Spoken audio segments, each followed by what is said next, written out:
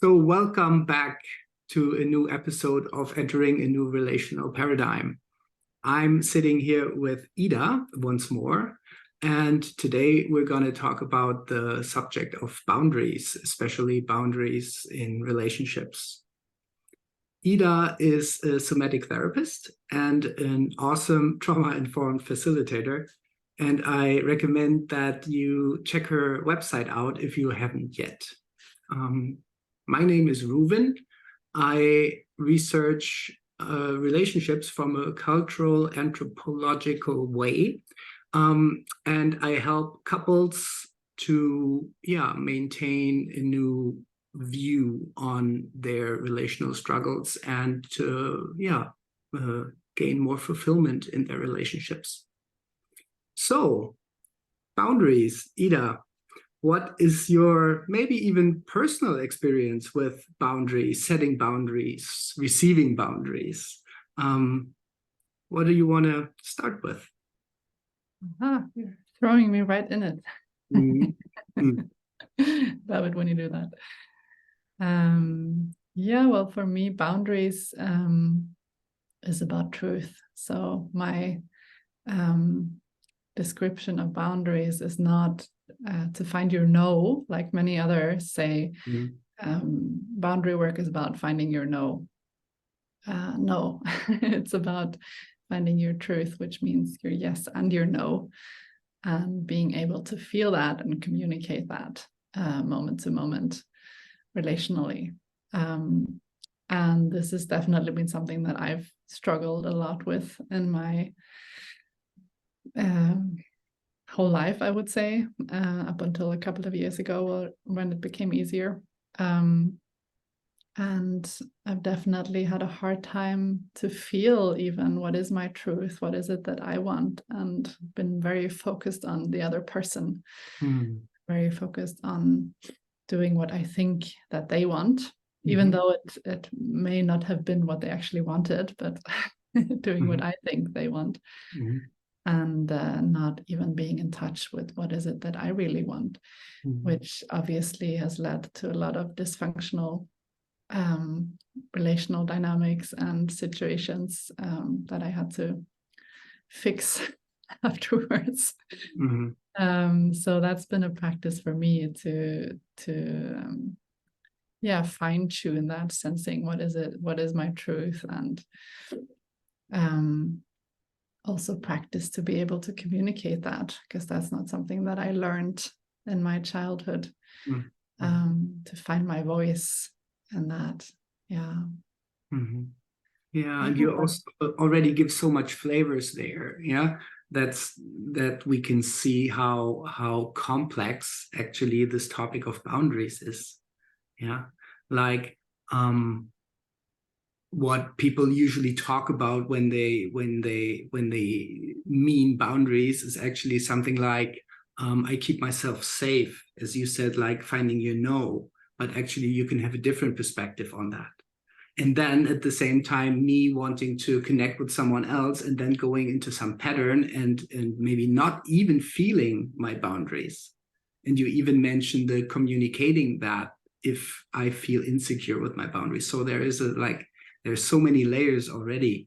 I would love to dive into this first idea of boundaries keeping me safe versus boundaries showing you where you can meet me in a way.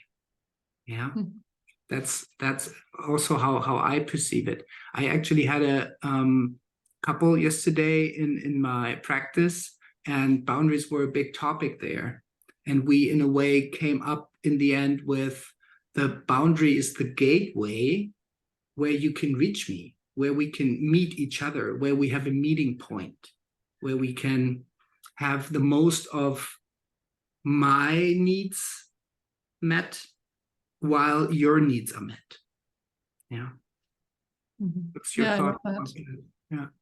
I love that, and definitely like to see that as the meeting point. That's where we can start to connect, start to meet. That's actually the starting point of a real relationship, of a real authentic meeting. Because if I am not in touch what it is that I want, and I only communicate what I think that you want, and I adapt to that, and you do the same. We're meeting in this like construct that isn't really authentic, that isn't really aligned with what it is that we truly want and desire. So then there's this game, almost like a theater play, where both of us play this role and we're not really in touch, and that will blow up in some way sooner or later, right? I know we both know that.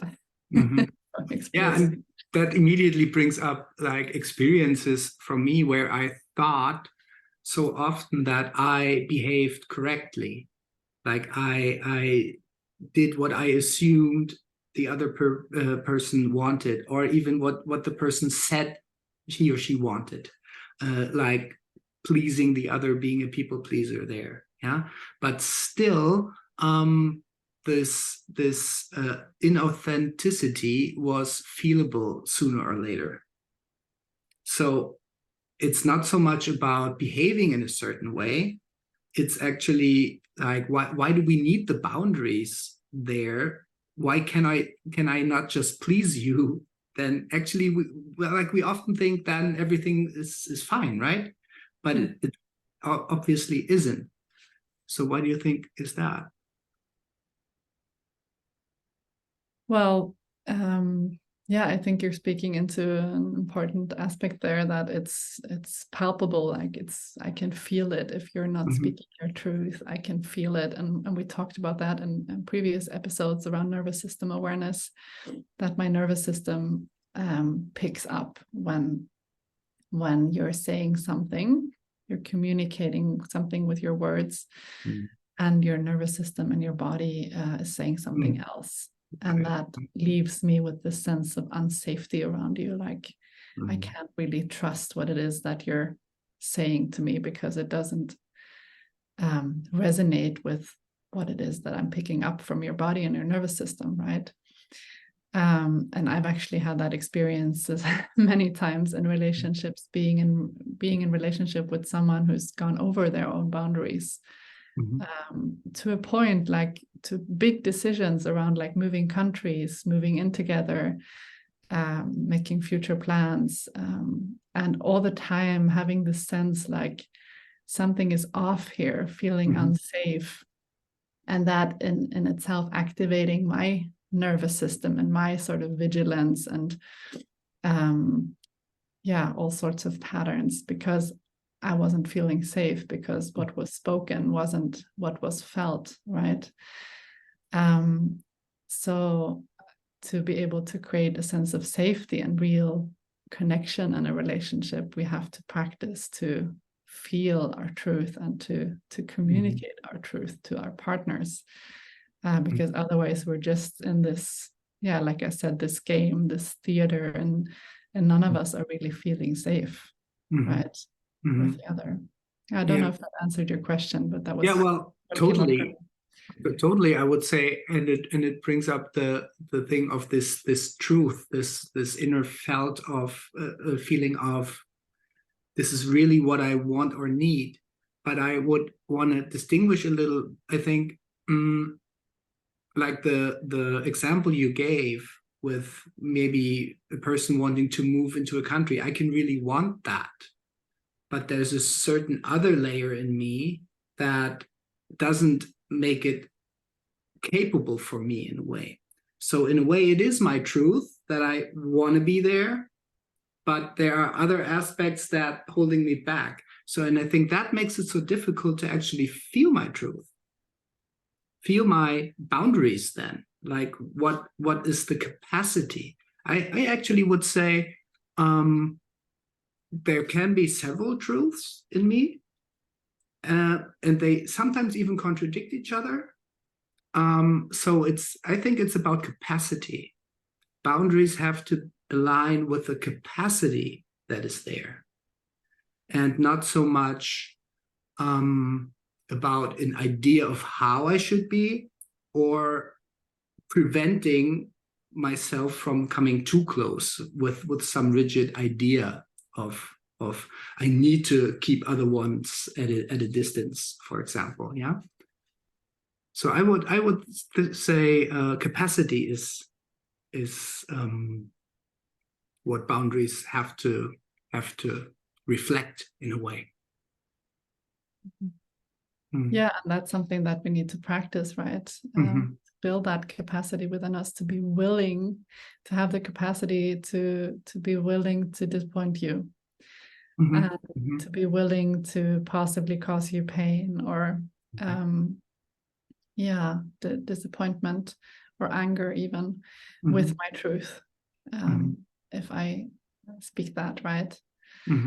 At the same time, I know for myself, there's always been this huge sense of relief when the truth is spoken, even though there's disappointment coming up because things didn't work out the way I wanted to. There's this huge relief, like, okay, now I can really feel what's going on. Now I can really, like, now the truth that is spoken aligns with what I've been picking up, right? And then I have place where I can start making my decisions and feel into my truth. Instead of this like vague, not really knowing what's going on for me and not really knowing what's going on for me. Right.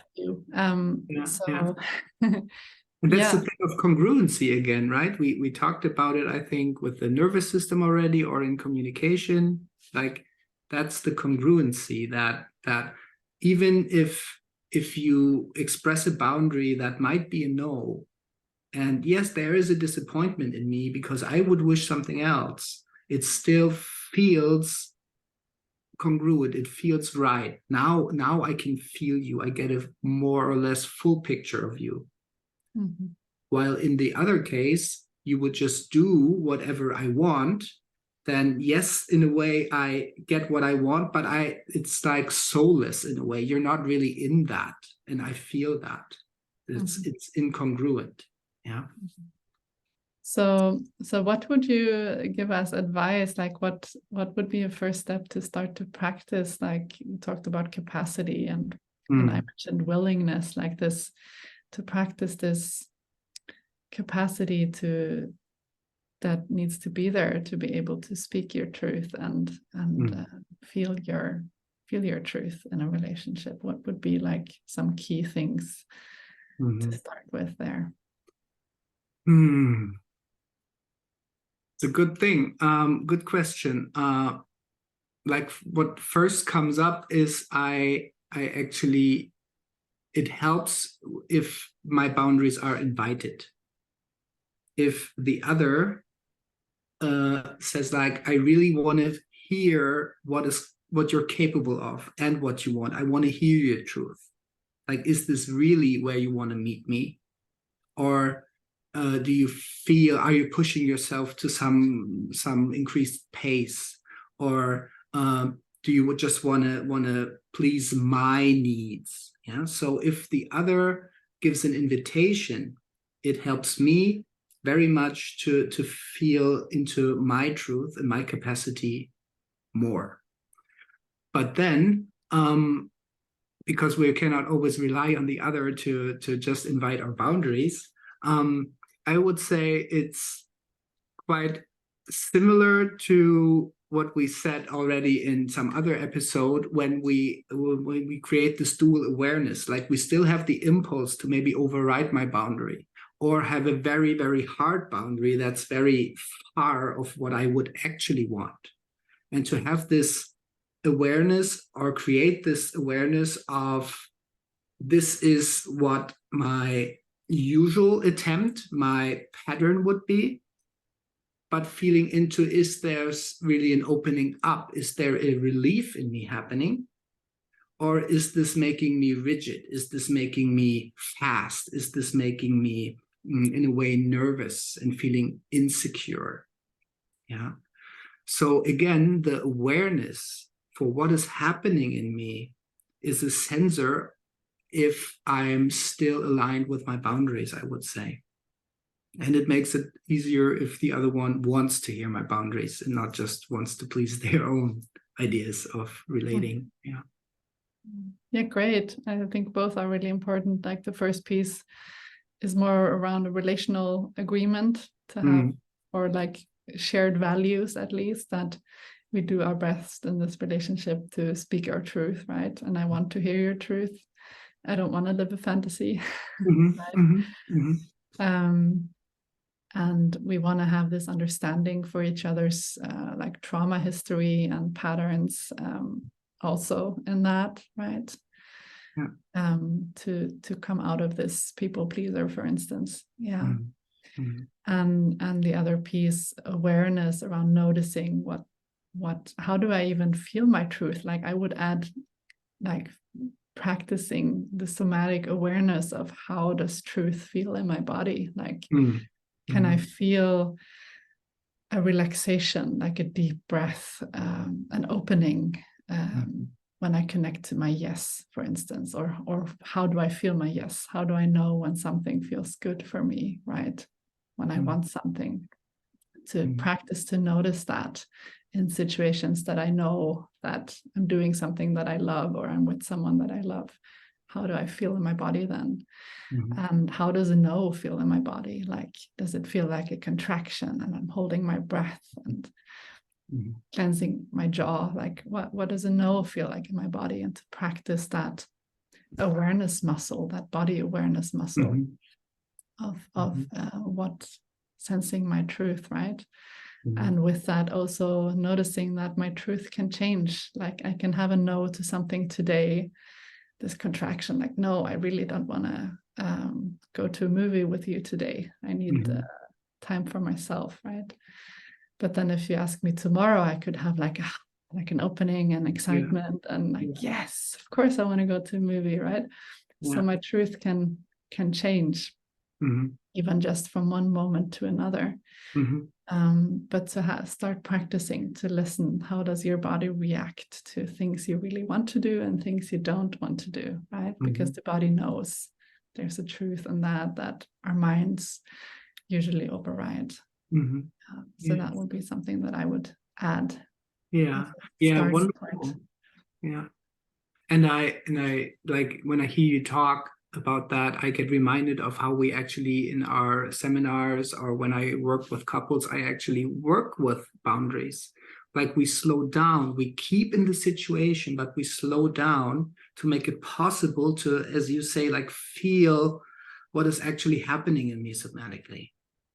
And then like I want to highlight it again, what the magic that happens is that I might have a boundary here, but staying there and having this boundary in a way accepted and acknowledged immediately shifts something.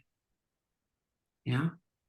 So if we apply that to a couple talking, for example, I might say, hey, I really want to hear you, but don't talk in this tone with me. Otherwise, I cannot listen to you anymore.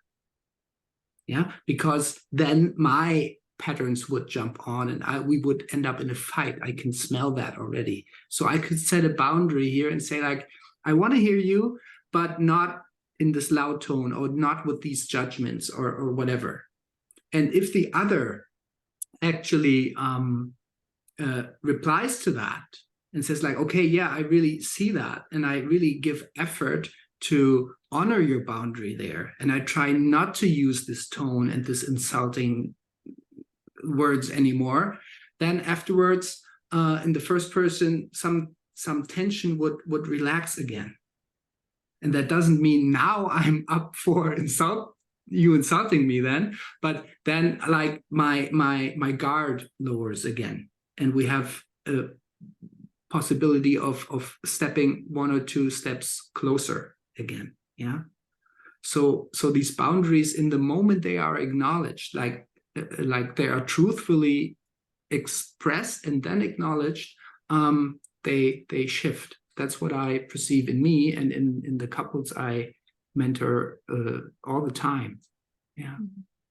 Yeah, great that you bring that in. And I think that also connects to this piece around trauma awareness and nervous system understanding, to see that if I have some trauma around boundaries, which I think most of humanity has, meaning if my boundaries have not been respected in the past, if, For instance, when I express my needs or my truth as a child, my yes and my no, I've been punished, or I've been left in a room alone, or in some way had a negative consequence to that. Which again, I think most people have something of that with them in their history. Then I will have a challenge to feel into my truth and to express my truth to you in this moment, because that stuff will come up, right? It will activate my nervous system and say, hey, this could be dangerous. So either I get really aggressive with my boundary, I push it over you or onto you, like, get away from me, like, I don't want this, I don't want to be connected to you, or I suppress it and withdraw and don't even give myself a chance to feel into and express what my truth is, right? So there needs to be this awareness that there could be these patterns and this trauma around boundaries playing into our relationships in the now. And hopefully to share that awareness and that willingness and understanding for each other's patterns, that sometimes it's not so easy for you to speak your truth, right? You might need some encouragement, like you mentioned before. You might need to hear an invitation from me. And that's something you could even bring as a agreement, that with this awareness, say, hey, I really struggle with feeling my truth in this relationship. Like, could you help me practice? When I just say, could you then like ask me again and ask me to take a pause and to really feel into if that's what I really want, or even take a day to sleep on it, and, get back tomorrow, right? So we can have this mutual agreement and help each other out. And again, this is something that is part of this new relational paradigm that we keep coming back to create these upward spirals where we can help each other. We can reinforce healing instead of hurting, right? Nice. So I think that's really, especially around boundaries, we need to practice. We need to have people that we feel safe with to practice. To see that when I say no, you don't leave me, you stay. For instance, and every time I have that experience, it becomes a little bit easier for me. And then even being encouraged to express my boundaries by the other, like that for me is the super turn on and the game changer in relationships. If someone really asks me, like, Rouven, are you really good with this right now? And for me, this is the change of wanting to just have some relational stuff going on and want to have my needs met, or really wanting to engage the other where the other really is. And I feel like that is also an element of the new relational paradigm, is I want to meet you where you really are, and not have this idea of how we should be or what I want, and I just need you as the counterpart to fulfill my idea of this relationship, or this how we spent this evening. And like, because it's a big topic, and I know it has so many layers, but I also want to bring this into the intimacy part. Like, how often do we get caught up in some flow and later say, like, this was just my horniness, maybe? Did I really honor my boundaries there? And so it's not just the other respecting my boundaries, or knowing what my boundaries are, but always again and again checking in and having the possibility, ideally, in a relationship to check in, like, let's pause for a moment. Are we still cool with this? So there's a big chunk of self-responsibility in there. While usually, or like commonly, the boundary is understood as a wall that I carry in front of me to feel safe. As we said in the beginning. And now we can see, like, there's something else. Like, it's actually my self-responsibility of telling you where I can open up to meet you. And if you step in too fast, boop, then I need to close down. But if I keep you away too much, then we aren't connected either. Yeah. So it's a delicate thing, and it's a dance. And I love to actually express that in a dance with distance. And yeah, beautiful. And I just want to add to that, in like existing intimate relationships, it's like so easy that we just override, like you said, our boundaries, especially in intimacy. Like for instance, if I come visit you after we haven't met for a while, and there's this like, yeah, but we always hug and we always do this, and just to go into that without like sensing, what is it actually that I need right now? Actually, I need a moment to just land here after the long journey, and to just like look at you for a moment, and then see like, how can we meet, right? And to not like just go into these programs and these ideas that this is what we always do, right? I always hug this friend, or I always do this with that person. No, actually, what is it that how do I want to meet them now? And now, right? To allow myself to feel into that again and again. And that really brings this beautiful invitation, like you shared, into the relationship, like, this is me right now. This is where you can meet me, right? This is where you can actually feel me, that this is where I am, and this is, and that's the part, and that's the part I get so excited about. Like we experienced that and worded it actually the same way, but I want to bring it here. Like, I need your no to actually fully trust your yes. Like, if you say, no, actually, I don't want to hug you right now, I need more time. But then at some point you approach me and you hug me, that hug is so much more delicate, because I can trust that it comes from your truth, because you would say no if you wouldn't feel like this hug. And I think that's so important, and it can be applied to everything. Like, I have so many people complaining about their partner that he or she is just a people pleaser, and if they say, hey, you want to go out tonight, they say, yeah, and you want to do this, yeah, whatever, I just follow you, and it seems nice, but actually I cannot feel you. If you would say, no, I don't want to eat Chinese food, I want to eat Italian food, and then we maybe have a discussion around that, but then I can actually feel you and trust you more. So I need your no. I need to feel your boundary to actually meet you.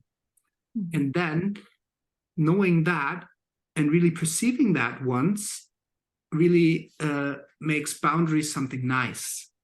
Like, it's the etherical shape where I can touch you in a way. I love to see it like that. The non-physical, where I can meet your truth, your capacity of where you really are. And I think to wrap this up and to connect it again to this new relational paradigm that we keep talking about, I think it's about relating in truth, right? Being willing to meet in what is true, and not relate from old patterns or ideas or fantasies, but actually meeting in what's true right now. And that takes some capacity and willingness and courage, for sure. And this is what we bring inspiration and tools for in these conversations, I would say. This is what we do, or try. Nice. So is there any last piece you want to add before we close for today? Actually, like we talked very much into like how to set boundaries and feel my boundaries in truth and capacity, but how is it for the other side? If I get a boundary and I maybe not that experienced and open-minded, that I don't have my reactions, like that I have reactions towards someone setting a boundary. I take it personal in a way. You don't want to go to the movies tonight just because you're tired. It has nothing to do with me, but I take it personal. Like, how is it from the other side? What would help? Is that a question for me? Yeah, maybe if you want to talk into that. Like, I have some ideas, but what do you think helps to respect boundaries more, or to be open to receiving them? Well, I think there needs to be this understanding for like patterns and trauma and so on. Especially for myself, to see then that if that really hits a sore spot in me, that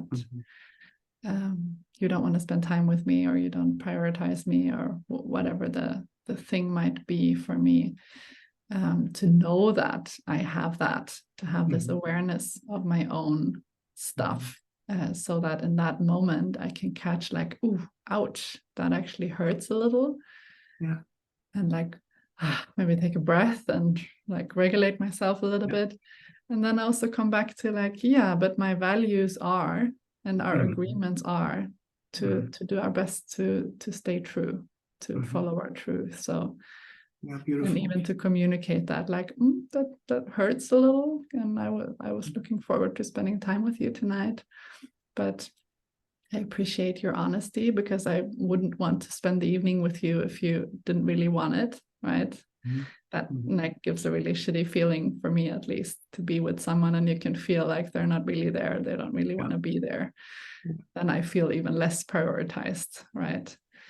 And I honor that. Like, thank you for speaking your truth, and I celebrate you for daring to hold both at the same time. Yeah, beautiful. Thank you. Yeah, that's a good point. And it gives the possibility to come actually back to some curiosity in the other, rather than having a clear idea of how the other should meet me.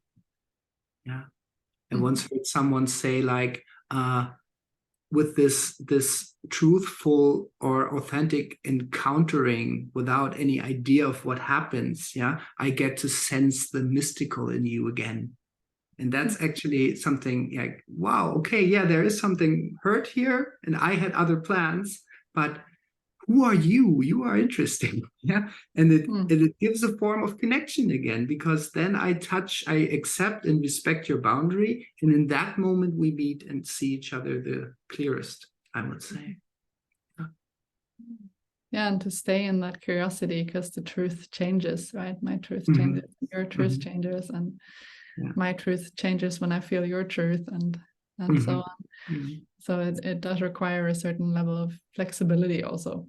Yeah. To be willing that things change, right? You might feel different, very different, like a different person from one day to another, and be okay with that, right? Yeah. Nice. Okay. That feels rather complete for today, even though we could talk for hours about boundaries. Big thing. Yeah. And especially now, having touched so many parts, like my mind is like, ooh, but we maybe have a second round on boundaries in this episode. Yes, we can definitely do that. And please let us know if there's any topic you would like for us to speak into more, and whatever touches and inspires you. It's lovely to hear. I've heard from a lot of you already, and it really makes it very meaningful to have these conversations when we can feel that they land somewhere, because you don't really know, right? You send them out and in the ethers, and you don't really know where they land. So please share how it impacts you and how it lands, and what else you're curious about, so that we can continue to bring energy into these conversations. Okay. So thank you for watching, and thank you for listening. And thank you, Ida, for this beautiful insights on boundaries again. Yeah, thank you, Rouven, and look forward to seeing you next time. And stay tuned on our channels, my podcast, Manipulating, and Rouven's YouTube channel, Evolutionary Integrity, for upcoming episodes. Okay. Looking forward to seeing you next time. Bye-bye. Bye.